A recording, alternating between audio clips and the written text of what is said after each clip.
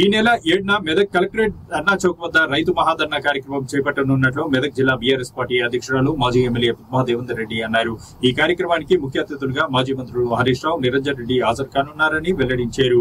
ఈ సందర్భంగా కలెక్టరేట్ వద్ద ధర్నా నిర్వహించే స్థలాన్ని మంగళవారం నర్సాపూర్ ఎమ్మెల్యే సునీతా లక్ష్మారెడ్డి, మాజీ ఎమ్మెల్సీ షేర్ సుభాష్ రెడ్డి, మాజీ జిల్లా పరిషత్ అధ్యక్షులు హేమలతా శేఖర్ గౌడ్, మున్సిపల్ చైర్మన్ మల్లికార్జున్ తో కలిసి ఆమె పరిశీలించారు. ఈ సందర్భంగా వారు మాట్లాడుతూ కాంగ్రెస్ ప్రభుత్వం సంపూర్ణ రుణమాఫీ చేయలేదని, సన్నబడ్లకు బోనస్ ఇవ్వలేదని, రైతు భరోసాను రైతులకు ఇంకా పూర్తి చేయలేదని, దీనికి నిరసనగా రైతులతో కలిసి రైతు మహాధర్నా కార్యక్రమం నిర్వహిస్తున్నామని వెల్లడించారు.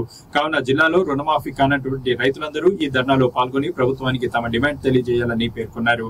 రైతు మహాధర్నాలో మెదక్ జిల్లాలోని బీఆర్ఎస్ పార్టీ నాయకులు, కార్యకర్తలు అందరూ తమ గ్రామాల్లో, పట్టణాల్లో రుణమాఫీ కాని రైతులను తీసుకుని వచ్చి ధర్నాను విజయవంతం చేయాలని పిలుపునిచ్చారు. సోషల్ మీడియా ద్వారా కూడా మనం బాగా ప్రచారం చేయాలి. ఎందుకంటే కొంతమంది బాగా మాట్లాడగలుగుతారు సోషల్ మీడియాలో, కాబట్టి వాళ్ళు సెల్ఫ్ గా ఒక వీడియో తీసుకొని మరి మన సోషల్ మీడియా బాగా ప్రచారం చేయాల్సినటువంటి అవసరం ఉందని చెప్పేసి కూడా ఈ సందర్భంగా తెలియస్తే ఎల్లుండి జరిగేటువంటి ఒక మీటింగ్ ని కూడా మీటింగ్ కాదు కానీ ధర్నాని కూడా మన పెద్దలు హరీష్ రావు గారు, నిరంజన్ రెడ్డి గారు, మాజీ అగ్రికల్చర్ మినిస్టర్ గారు కూడా వస్తూ ఉన్నారు. కాబట్టి ఆ కార్యక్రమాన్ని కూడా మనందరం కలిసి విజయవంతం చేద్దాం. రైతుల పక్షాన రైతు వ్యతిరేకమైనటువంటి కాంగ్రెస్ పార్టీకి బుద్ధి చెప్పే విధంగా రైతులందరూ కూడా పెద్ద సంఖ్యలో తరలిస్తాం, ఆ ధర్నాన్ని సక్సెస్ చేద్దామని చెప్పేసి తెలియజేస్తాం. మీ అందరి దగ్గర సెలవు తీసుకున్నాం. జై హింద్, జై తెలంగాణ. పైన తప్పుడు ప్రచారాలు చేసి మన నాయకుడిని బదలాయాలనే ఆలోచనతో, ఆయన మనోవేదన గురి చేయాలనే ఆలోచనతో కాంగ్రెస్ పార్టీ చేసినటువంటి కుట్రలను మనందరం కూడా తప్పికొట్టాల్సినటువంటి బాధ్యత మనందరిపైన ఉంది అని చెప్పేసి తెలియజేస్తాను. అందుకే కాళేశ్వరం ప్రాజెక్టు పైన మన పెద్దలు గౌరవ మాజీ మంత్రులైనటువంటి హరీష్ రావు గారు ఈ రోజు పవర్ పాయింట్ ప్రెజెంటేషన్ మనకందరూ కూడా కుల్లంగా చెప్పడం జరిగింది.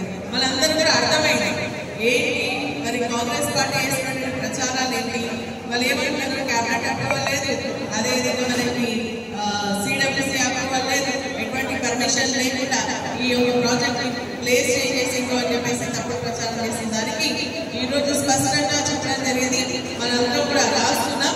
కాబట్టి ఇదేంటంటే మన లోపలే కాకుండా గ్రామ స్థాయిలో ఉన్నటువంటి ప్రతి ఒక్కరి దగ్గర చర్చ పెట్టాల్సినటువంటి అవసరం ఉంది.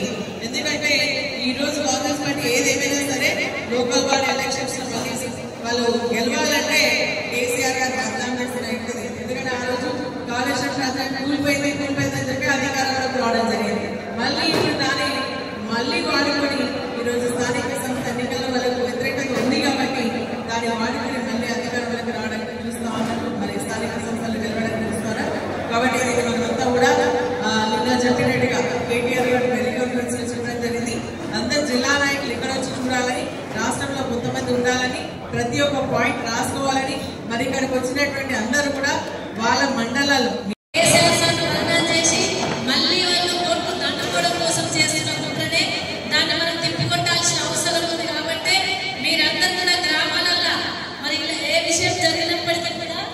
విషయం ప్రకారం కాళేశ్వరం మాట వస్తే చాలు అంతా కుట్ర. కేవలం రేవంత్ రెడ్డి కేసీఆర్ మంచి కార్యక్రమం చేసిండు, అందరికి నీళ్ళు ఇచ్చిండు కాబట్టి ఆ రైతాంగం దృష్టిలో మరి చెడు చేయడం కోసం చేస్తున్న కుట్ర మాత్రమే. కాళేశ్వరం అనేది ఒక పెద్ద ప్రాజెక్టు, అది కేసీఆర్ వల్లనే సాధ్యమైంది, కేసీఆర్ తోనే సాధ్యమైంది. కేసీఆర్ తెలంగాణ రైతాంగానికి ఒక జీవధారణ కల్పించారు, ఒక అపర భగీరథుడిగా నిలిచిండ్రు. తెలంగాణ రైతుల గుండెల్లో కూడా అపర భగీరథుడిగా నిలిచిండ్రు. వాళ్ళు ఎన్ని కుట్రలు చేసినా, వాళ్ళు ఎన్ని రకాల కేసు పెట్టి ఇబ్బందికరమైన పరిస్థితులు కల్పించినా మనకే లేదు, జరిగేది లేదు. కేసీఆర్ ఈజ్ కేసీఆర్. కేసీఆర్ వల్లనే ఈ రాష్ట్రం బాగుపడుతుంది.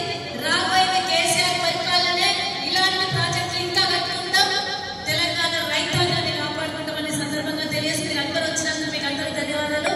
ఇంకొక విషయం, మీరు అందరూ దయచేసి చేసినందుకు భోజనం చేసి